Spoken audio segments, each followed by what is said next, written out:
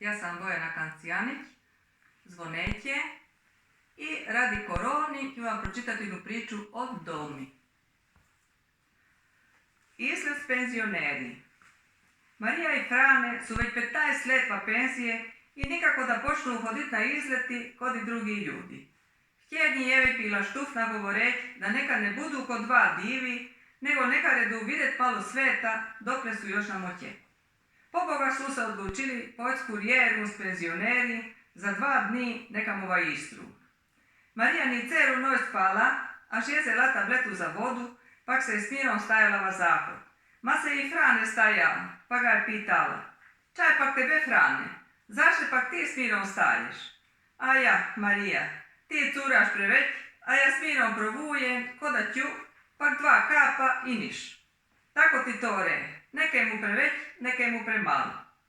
Zaspali su komad neku dobu k jutru, ma trdo, tako da nisu čuli uru kada je zvonila. Skočili su se, ustrašeni, čuda prekasno.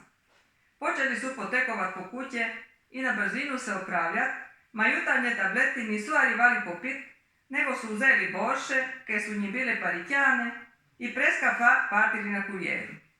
Zeli su i unuka, a što se tako s Pjerun dogovorili, ma njega je htjer paritjava.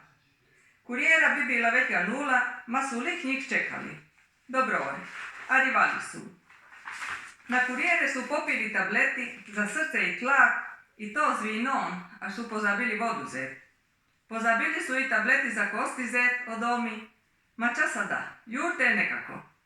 Jama prišli su li do huma i Marija ni već mogla ni ganut. Nogi su njoj počeli popušćat. Domislila se da imava borše od prej jedan voltaren za varit. Šla je zadnju kuću i rekla unuku neka ju malo počeka i provala je to nekako stavit, ma se nije mogla toliko prignut.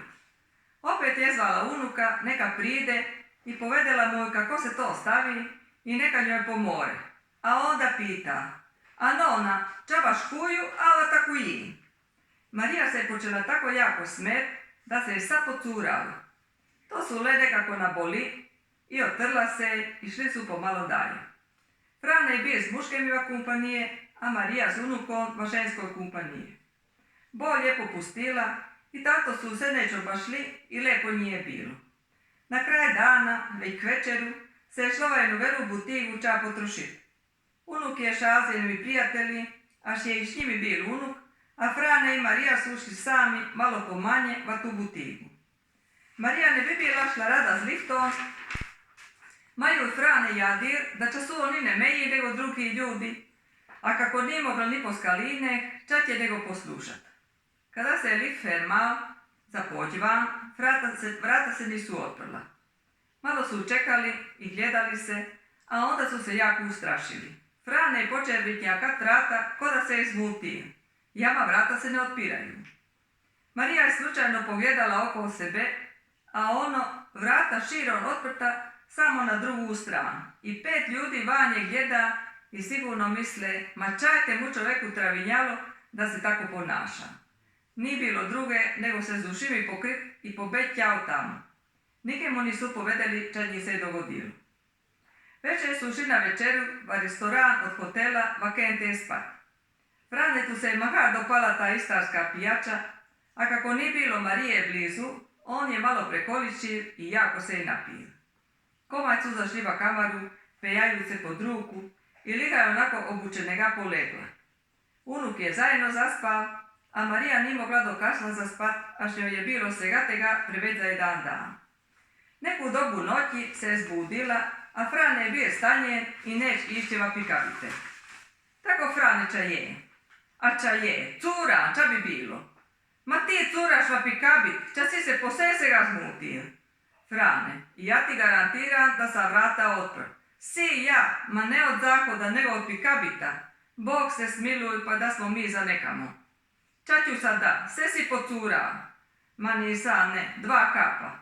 I tako je Marija imelaša delat jutro pre nego su ga nuli s kamari. Ta dan su još li vidjeti jednu creka i nekakvu špilju i k večeru počeli poći prema domu. Sako toliko su fermali kada su bili zahodi, a što dosta penzionera u Rabiji. Marija je šla već kure va zahod I dokle je našlatala svetlo, ča nije fulala i danska lin, pala i ruku zlomila. Zašaljeva paj i Frane ju pomoga zdignut i brzo su zvali prvu pomoć i su ju šli zagipsat. Prišli su doma, unuk plačuć, Frane pušuć, a Marija šepajuć i vapijuć, da čate njoj doma reć da je prišla prekinjena i va gipse. Ma na sen zadnjem je još dobro pasala, a što je mogla jušto tako i ubit. To je bio ih prvi i zadnji izlet. Hvala.